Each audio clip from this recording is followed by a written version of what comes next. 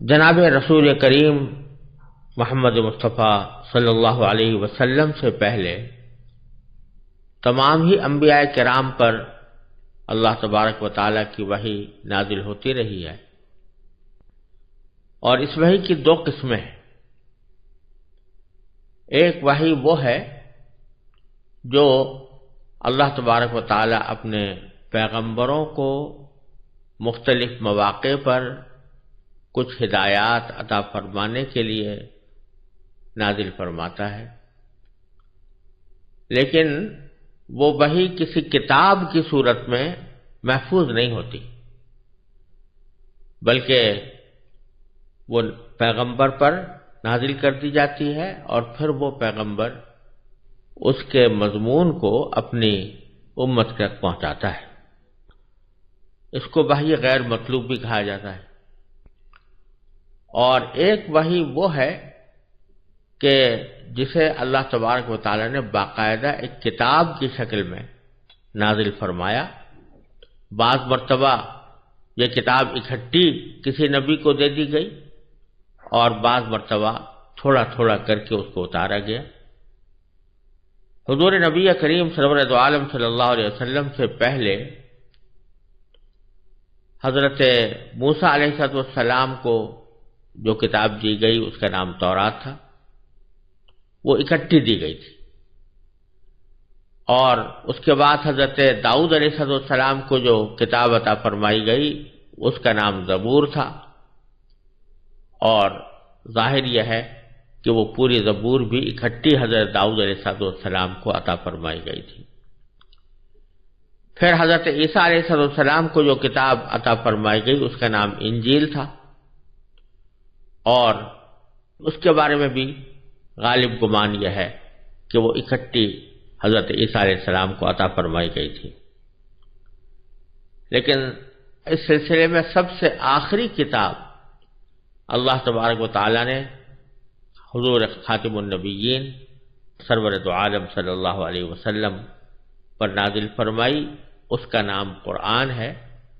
اور یہ اکٹھی نازل کرنے کے بجائے اس میں طریقہ یہ اختیار کیا گیا کہ وہ تھوڑی تھوڑی کر کے اتاری گئی، یعنی حالات اور مواقع کے لحاظ سے اللہ تبارک و تعالیٰ کو جو ہدایات عطا فرمانی تھی وہ ان حالات اور مواقع پر تھوڑی تھوڑی کر کے نازل کی گئی، اور اس طرح قرآن کریم 23 سال میں مکمل ہوا۔ اس کتاب کا نام قرآن رکھا گیا۔ یوں تو قرآن کریم کے کئی نام ہیں، جن میں سے کچھ نام ایسے ہیں جو قرآن کریم نے خود استعمال فرمائے ہیں۔ ایک نام قرآن ہے، ایک فرقان ہے، ایک ذکر ہے، اور ایک الکتاب ہے۔ الکتاب کا مطلب ہے مخصوص کتاب، اور وہ مخصوص کتاب اس لیے قرآن کریم کو کہا جاتا ہے کہ اس سے زیادہ معتبر، مستند اور صحیح کتاب کوئی اور نہیں ہو سکتی، اس لیے اس کو الکتاب کا نام دیا گیا۔ وَأَنزَلْنَا إِلَيْكَ الْكِتَابَ لِتُبَيِّنَ لِلنَّاسِ مَا نُزِّلَ إِلَيْهِمْ۔ وہاں الکتاب سے مراد قرآن کریم ہے۔ اسی طرح قرآن کریم کا دوسرا نام الذکر بھی ہے۔ اِنَّا نَحْنُ نَزَّلْنَا الذِّكْرَ وَإِنَّا لَهُ لَحَافِظُونَ۔ قرآن کریم نے فرمایا کہ ہم نے ہی یہ ذکر نازل کیا ہے اور ہم ہی اس کی حفاظت کرنے والے ہیں۔ ذکر کے لفظی معنی نصیحت کے ہوتے ہیں، تو چونکہ یہ کتاب سراپا نصیحت ہے اس لیے اس کا نام الذکر بھی ہے۔ تیسرا نام الفرقان۔ الفرقان کے لفظی معنی ہوتے ہیں وہ چیز جو حق اور باطل کے درمیان تمیز پیدا کر دے، حق اور باطل کے درمیان فرق کو کھول کھول کر بیان کر دے، حق اور باطل کے درمیان واضح امتیاز پیدا کر دے، فرق کرنے والا، یعنی حق اور باطل میں فرق کرنے والا۔ اس لیے بعض اوقات اس کا ترجمہ معیار سے بھی کیا جاتا ہے کہ وہ معیار جس کی بنیاد پر حق اور باطل میں فرق کیا جائے۔ تو قرآن کریم کا تیسرا نام الفرقان بھی ہے، اور قرآن کریم نے سورہ آل عمران کے شروع میں یہی نام قرآن کریم کے لیے استعمال فرمایا، وَأَنزَلَ الْفُرْقَانَ، کہ اللہ تعالیٰ نے فرقان نازل فرمایا۔ اور تیسرا نام جو زیادہ مشہور و معروف ہے اور ہر شخص اس کو جانتا ہے، وہ القرآن ہے۔ القرآن کے لفظی معنی ہے وہ کتاب جو پڑھی جائے، وہ چیز جو پڑھی جائے، اور یہاں مراد ہے وہ کتاب جو پڑھی جائے، کیونکہ اس کا جیسا کہ آپ آگے دیکھیں گے کہ اس کتاب کا آغاز ہی پڑھنے کے حکم سے ہوا، اقرأ بسم ربک الذی خلق۔ اور یہ ایک حقیقت ہے کہ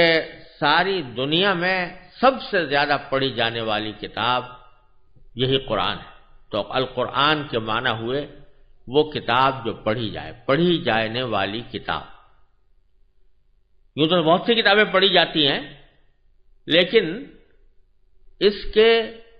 پڑھے جانے کی خصوصیت ایک تو یہ ہے کہ دنیا میں کوئی کتاب اتنی زیادہ نہیں پڑھی جاتی جتنی یہ قرآن پڑھی جاتی ہے۔ اس کا اندازہ آپ کو اس سے ہو سکتا ہے کہ دنیا کے کسی بھی خطے میں کوئی لمحہ ایسا نہیں ہے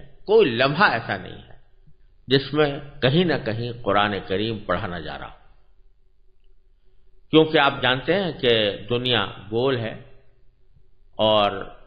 ہر لمحے کہیں سورج نکل رہا ہے، کہیں سورج غروب ہو رہا ہے، اور کہیں فجر کا وقت ہے، کہیں اشراق کا وقت ہے، کہیں ظہر کا وقت ہے، کہیں عصر ہے، کہیں مغرب ہے، کہیں عشاء ہے،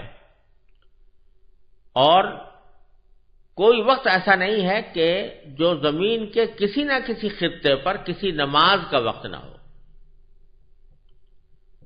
اور نماز کے اندر سورہ فاتحہ پڑھی جا رہی ہے، قرآن کریم پڑھا جا رہا ہے۔ تو جہاں جہاں نماز ہو رہی ہے وہاں قرآن کریم پڑھا جا رہا ہے، لیکن اس کے علاوہ بھی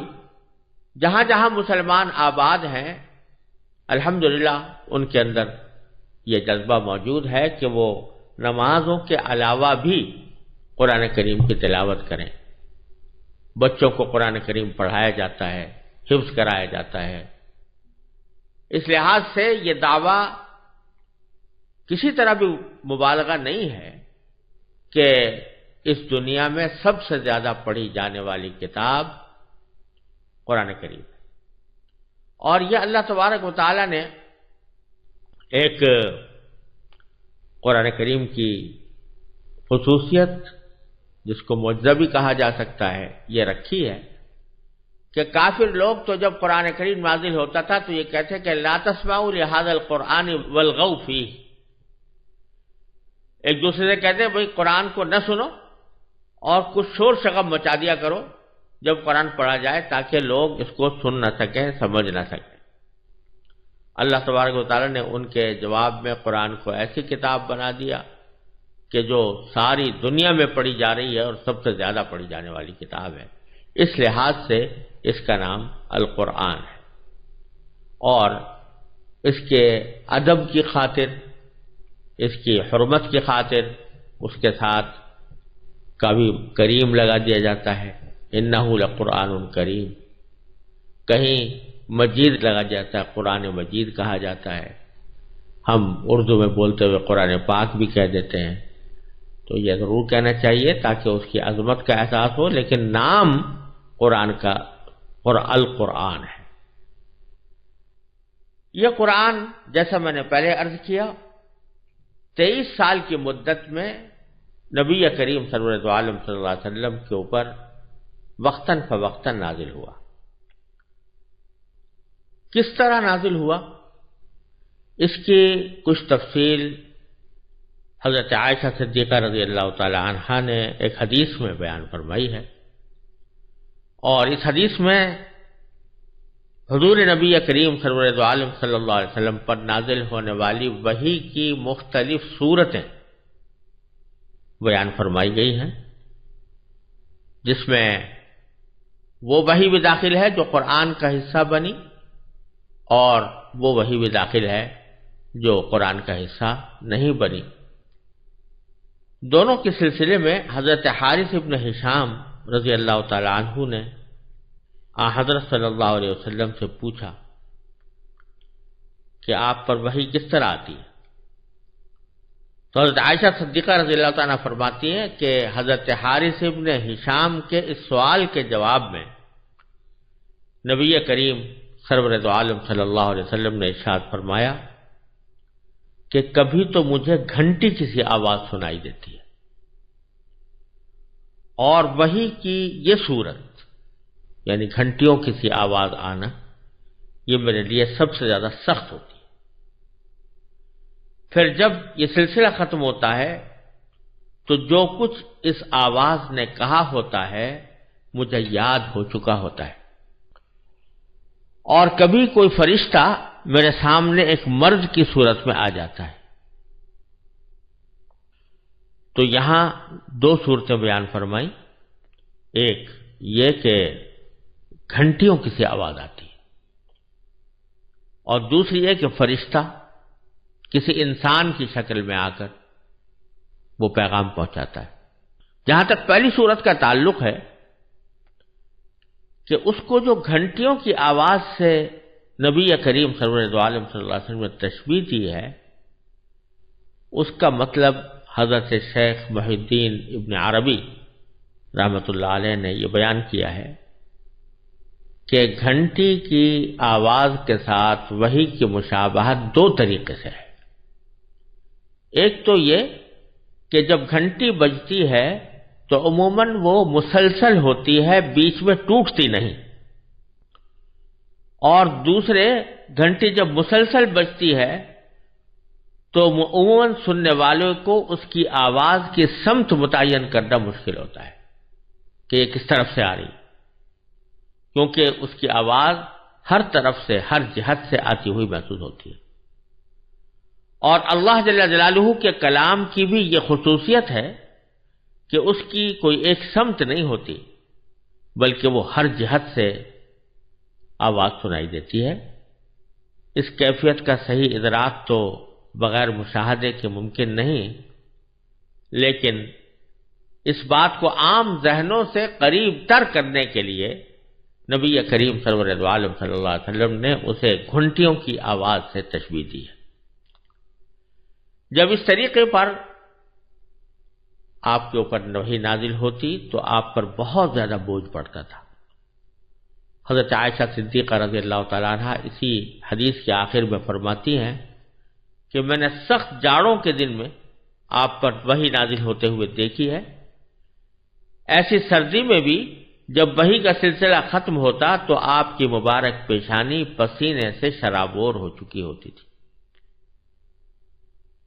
اور ایک روایت میں حضرت عائشہ رضی اللہ تعالیٰ عنہا بیان فرماتی ہیں کہ جب آپ پر وحی نازل ہوتی تو آپ کا سانس رکنے لگتا،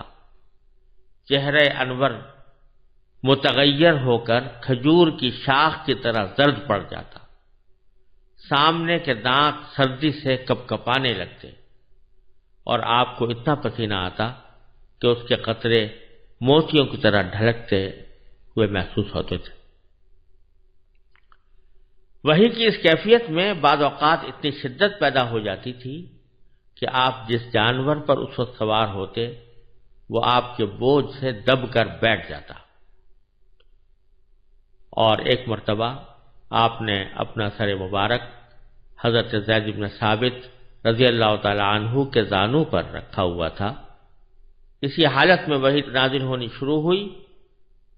تو حضرت زید کی ران پر اتنا بوجھ پڑا کہ وہ کہتے ہیں مجھے ایسا لگتا تھا کہ ران ٹوٹ جائے گی۔ بعض اوقات اس وحی کی ہلکی ہلکی آواز دوسروں کو بھی محسوس ہوتی تھی۔ حضرت عمر رضی اللہ تعالی عنہ فرماتے ہیں کہ جب آپ پر وحی نازل ہوتی تو آپ کے چہرہ انور کے قریب شہد کی مکھیوں کی بھنبھناہٹ جیسی آواز سنائی دیا کرتی تھی۔ یہ وحی کی پہلی صورت تھی۔ وحی کی دوسری صورت یہ تھی کہ فرشتہ کسی انسانی شکل میں آپ کے پاس آ کر اللہ تعالیٰ کا پیغام پہنچاتا تھا۔ ایسے مواقع پر عموماً حضرت جبرائیل علیہ السلام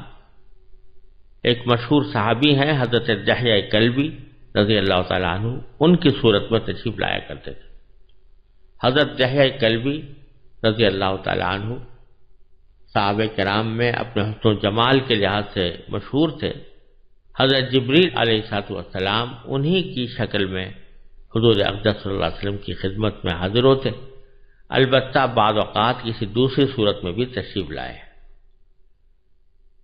اور جب حضرت جبریل علیہ السلام انسانی شکل میں آ کر وحی کا پیغام پہنچاتے تو یہ صورت نبی کریم سرور دو عالم صلی اللہ علیہ وسلم کے لیے سب سے آسان ہوتی تھی۔ وحی کی تیسری صورت یہ تھی کہ حضرت جبریل علیہ السلام کسی انسان کی شکل اختیار کیے بغیر اپنی اصل صورت میں دکھائی دیتے تھے، لیکن ایسا آپ کی تمام عمر میں صرف 3 مرتبہ ہوا ہے۔ ایک مرتبہ اس وقت